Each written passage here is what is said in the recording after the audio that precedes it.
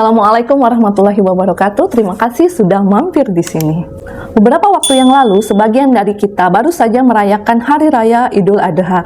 Kami dari tim mampir di sini mendoakan semoga yang berhaji menjadi haji yang mabrur, amin. Dan kita semua mampu seperti Nabi Ibrahim, yaitu mampu menyembelih rasa kepemilikan kita terhadap hal-hal yang sifatnya duniawi, agar kita lebih bertakwa kepada Allah Subhanahu wa Ta'ala. Pernah dengar nggak sih kalau setiap kita adalah Ibrahim? Ibrahim punya Ismail. Ismail kita mungkin adalah harta, jabatan, ego, dan lain-lain. Nah, balik lagi nih. Berbicara tentang Idul Adha, ada dua peristiwa besar yang bisa kita lihat, yaitu ibadah haji dan berkurban. Ya kan? Nah, kita mulai dari ibadah haji dulu ya. Labbaik Allahumma labbaik, labbaik la syarika laka labbaik. Haji merupakan rukun Islam yang kelima, wajib dilaksanakan bagi yang mampu.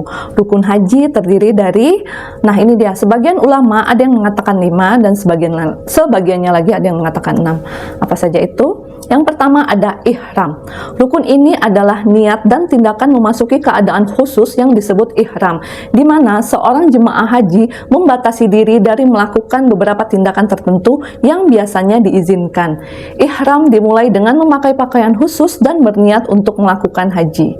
Kemudian yang kedua ada wukuf di Arafah. Dalam bahasa Arab, wukuf artinya berhenti, karena dalam pelaksanaannya seluruh jemaah haji akan berhenti dari segala aktivitas dan berkumpul di padang Arafah sambil memperbanyak memanjatkan doa, berzikir, dan beristighfar, yaitu pada tanggal 9 Zulhijjah. Dalam rukun ini, jemaah haji diharuskan menghabiskan bagian terbesar dari siang dan malam hari tersebut di Arafah. Kemudian selanjutnya ada tawaf ifadah, yaitu mengelilingi Ka'bah sebanyak 7 kali setelah wukuf di Arafah. Selanjutnya ada sa'i, yaitu berlari-lari kecil antara Bukit Safa dan Marwah. Rukun ini adalah representasi dari perjuangan Siti Hajar, ibunda dari Nabi Ismail alaihissalam dalam mencari air untuk anaknya. Kemudian selanjutnya ada tahallul, yaitu melepaskan ihram dengan mencukur atau memotong rambut. Rukun ini melambangkan akhir dari ibadah haji dan kembali ke keadaan normal. Kemudian yang keenam atau terakhir ada tertib. Jemaah haji wajib melaksanakan seluruh rangkaian ibadah haji secara berurutan, mulai dari ihram sampai pada tahallul atau cukur. Jadi jangan pada kebanyakan selfie di sana nih saat ibadah haji. Selfie boleh, tapi jangan berlebihan. Gitu tuh amanat dari Pak Ustadz. Nah, Tims, ibadah haji pertama kali diperintahkan oleh Allah kepada Nabi Ibrahim. Nabi Ibrahim pula nih yang dipercaya oleh Allah untuk membangun Ka'bah bersama putranya Nabi Ismail di Mekah. Ka'bah adalah rumah ibadah pertama sekaligus kiblat bagi umat muslim yang terletak di Mekah, tepatnya di tengah-tengah Masjidil Haram. Secara spesifik nih, aku mau membahas tentang wukuf di Arafah. Jadi, berdasarkan mayoritas pendapat ulama, waktu pelaksanaan wukuf dimulai pada hari ke-9 bulan Zulhijjah setelah matahari terbenam hingga fajar pada hari ke-10. Namun, ada juga pendapat lain yang menyatakan bahwa tidak ada aturan khusus mengenai waktu pelaksanaan wukuf, baik itu siang ataupun malam.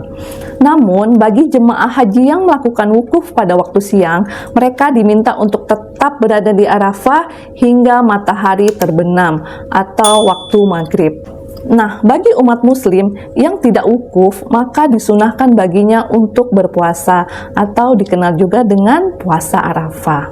Wukuf adalah puncak dari ibadah haji, sedangkan Arafah adalah tempat yang mulia, tempat berkumpulnya manusia dalam keadaan mengakui segala dosa-dosa. Mereka datang dalam keadaan yang kusut dan berdebu untuk memohon ampunan dari Allah Subhanahu wa Ta'ala.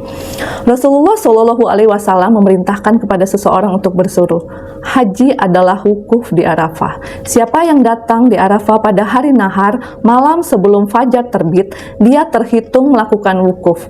Hadis riwayat Tirmizi, Ahmad, Abu Daud, Nasai, dan Ibnu Majah. Wukuf ini seperti representasi atau replika yang menggambarkan bagaimana nih manusia dikumpulkan di padang mahsyar ketika menunggu giliran untuk dihisab oleh Allah Subhanahu wa Ta'ala. Jadi kayak gitulah kira-kira nanti hari kiamat ya, seluruh umat manusia berbondong-bondong menuju padang mahsyar. Nah, lalu apa saja nih fakta menarik dari padang Arafah? Labbaik Allahumma labbaik. Berdasarkan buku Mecca the Blessed and Medina the Radiant oleh Sayyid Hussein Nasr, Padang Arafah menjadi tempat bertemunya Nabi Adam dan Siti Hawa. Dituliskan bahwa Nabi Adam saat itu diturunkan di bumi berada di Pulau Sandip atau Sri Lanka, sedangkan Hawa berada di Arabia. Setelah mereka saling mencari beberapa tahun lamanya, Nabi Adam kemudian dipertemukan oleh Siti Hawa di Padang Arafah, tepatnya di sebuah bukit yang bernama Jabal Rahmah.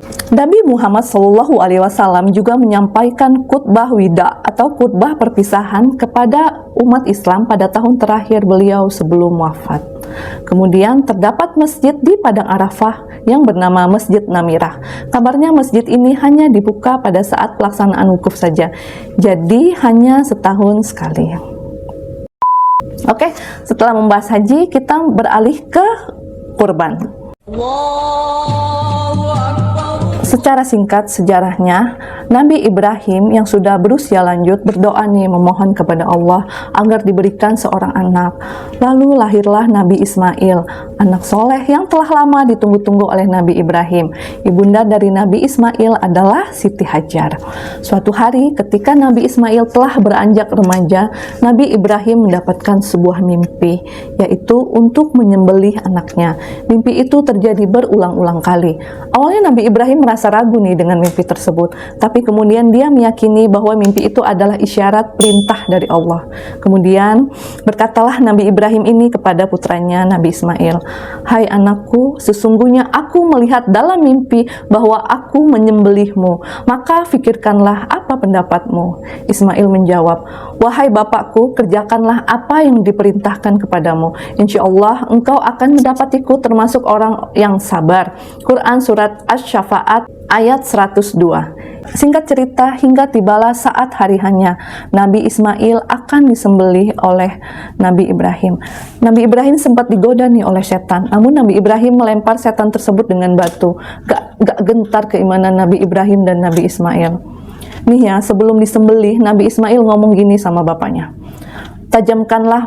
Tajamkanlah parang itu supaya dapat sekaligus memotongku. Bila ayah sudah merebahkan aku untuk disembelih, telungkupkan aku dan jangan dimiringkan. Aku khawatir bila ayah kelak melihat wajahku, ayah akan menjadi lemah, sehingga akan menghalangi maksud ayah melaksanakan perintah dari Allah.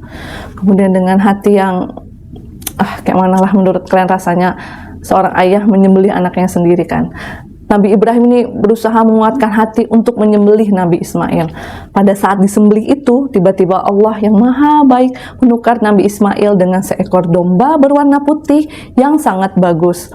Nah, inilah cikal bakal kenapa kita disunahkan untuk berkurban. Di dalam Al-Quran, perintah berkurban ini disebut beberapa kali, yaitu dalam surat Al-Kautsar ayat 2, surat Al-Hajj ayat 28, ayat 34 dan 35, surat As-Safa'at ayat 102. Sedangkan makna berkurban itu sendiri seperti yang aku jelaskan di awal tadi, yaitu menyembelih hal-hal yang sifatnya duniawi, belajar keikhlasan dari Nabi Ibrahim dan Nabi Ismail yang top of the top lah rasa ikhlasnya ya kan, rasa takwanya, membuang segala ego demi kecintaannya kepada Allah.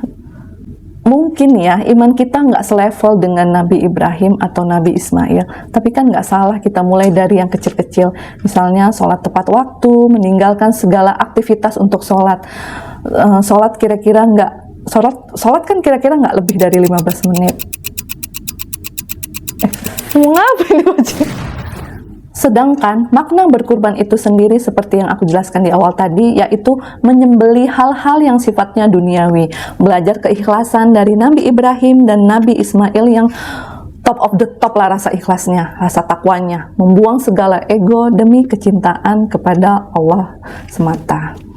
Nah, gimana nih guys dengan kisah Nabi Ibrahim dan Nabi Ismail? Kalau kalian suka dengan video ini, klik tombol like-nya dan jangan lupa juga klik tombol subscribe-nya agar kalian bisa selalu update video-video yang akan aku tayangkan. Terima kasih sudah menonton video ini. Assalamualaikum warahmatullahi wabarakatuh.